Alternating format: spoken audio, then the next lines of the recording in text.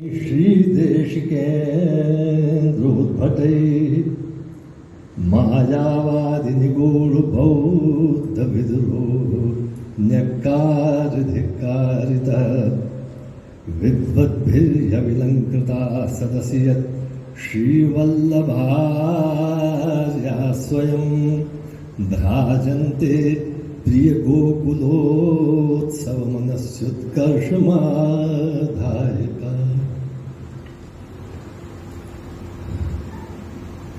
उपस्थित अभ्यासित अभिनव कला समाज के समस्त पदाधिकारीगण, श्री खारीवाल जी, परम विद्वान डॉक्टर श्री पूर्व दादेश साहब, श्री महाजन साहब, शास्त्री जी, श्री संजय पटेल साहब, आप सभी हमारे पूज्य सभासद, क्योंकि जब तक श्रोता नहीं होगा तब तक सुनेगा कौन? और सबसे बड़ा श्रोता है परमात्मा।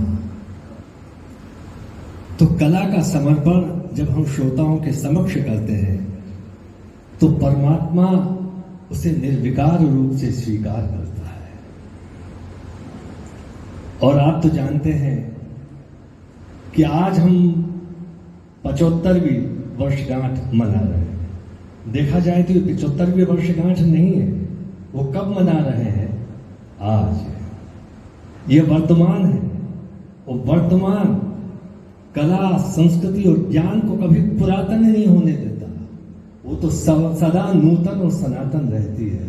इसलिए तो हम मंगलमय उसका स्वागत करते हैं।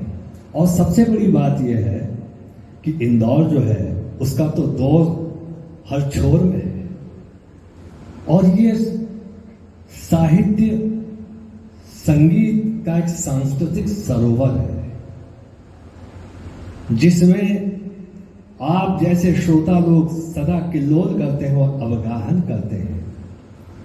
मैं तो ये कहता हूं कि एक वो दौर था इंदौर का कि जब बड़े बड़े दिग्गज कलाकार यहां आकर के उन्होंने अपनी प्रस्तुति दी। उसमें पंडित रविशंकर जी, उस्ताद बड़े गुलाम अली खान साहब, उस्ताद अमीर खान साहब, सलामत अली खान साहब लाहौर, किशन महाराज जी, गुदई महाराज जी, पंडित शांता प्रसाद जी, पंडित कुमार गंधर्व जी, पंडित गोपी कृष्ण जी, सितारा देवी जी, बिरजू महाराज जी और तमाम ऐसे कलाकारों के साथ हमने ये भी देखा है यहां पर कि पंडित भीमसेन जोशी जी, पंडित जसराज जी।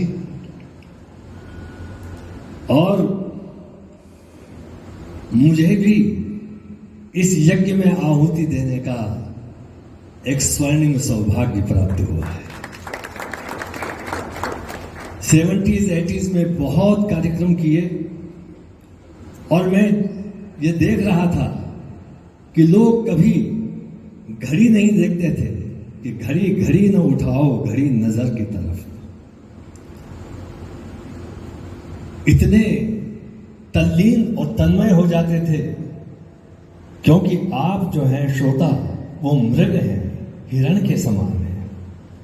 और हम कलाकार सुरों की माला आपके गले में धारण करा देते हैं और जब आप मृग उसे धारण कर लेते हैं तब हमारी कला सफल होती है।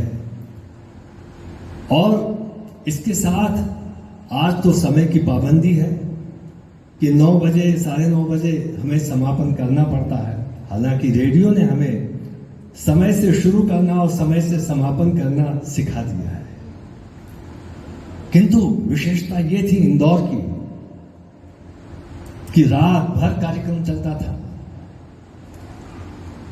और श्रोता भाव विभोर होकर के सुनते थे और भोर हो जाती थी। ये इंदौर का कलात्मक चस्का, और इस घड़ी में जब हम सब, आप और हम सब साथ मिले हैं और ये अमृत महोत्सव मना रहे हैं, क्यों ना मनाएं? संगीत को सबने स्वीकार किया है।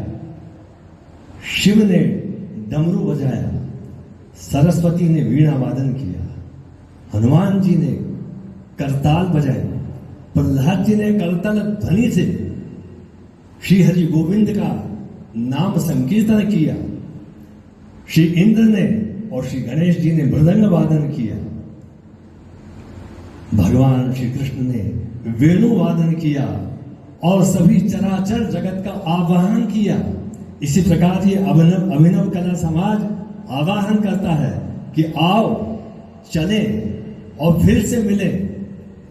और कैसे मिले कि बाद मुद्दत के गले मिलने से रुकता है दिल, बाद मुद्दत के गले मिलने से रुकता है दिल।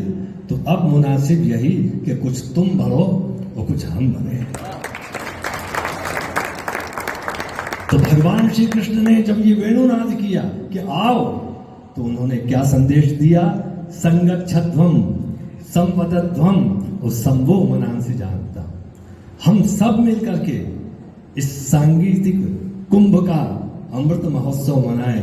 इस अभिनव कला समाज ने ऐसे ऐसे अभिनय के लिए मंच प्रदान किए कि आज जो भी शीर्षस्थ कलाकार हैं, उन शीर्षस्थ कलाकारों के हृदय में इंदौर बस गया है। देखिए, किसी के मकान में रहने से किराया भी लगता है, मगर किसी के दिल में रहने पर कोई किराया नहीं लगता, कोई किराया नहीं लगता।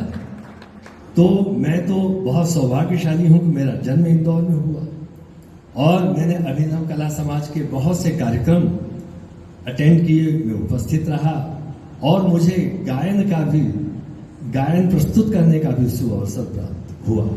बस मैं यही चाहता हूं कि हम अपनी चाह के अनुसार अपनी राह पालें और इस मार्ग को प्रशस्त करें।